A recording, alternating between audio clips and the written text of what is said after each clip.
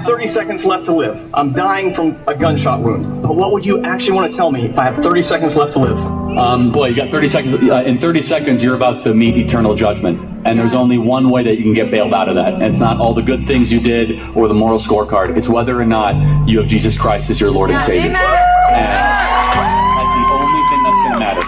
And so you got 10 seconds left. You're dying from a gunshot wound.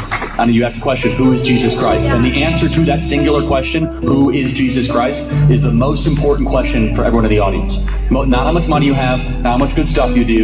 It is, who is Jesus Christ? You might say, oh, Jesus was, a teller of good tales, or Jesus was a good person, or Jesus was a historical figure. None of that's going to cut it. It's whether or not you repent and you ask Christ to come in as your Lord and Savior. That's the only thing that will save you from eternal death.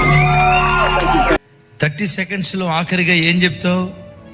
వాళ్ళు అడిగారు, ఇంకో 30 సెకండ్స్లో bullet shoot చేసి నిన్ను చంపబోతున్నాను, ఆఖరి క్షణాల్లో నీ మాట ఏంటి?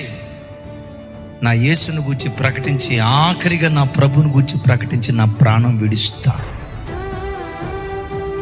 ఆయన అన్నట్లుగానే, ఆ వ్యక్తి ప్రశ్నించినట్లుగానే గత వారంలో బుల్లెట్ షూట్లో చచ్చిపోయాడు ఆయన.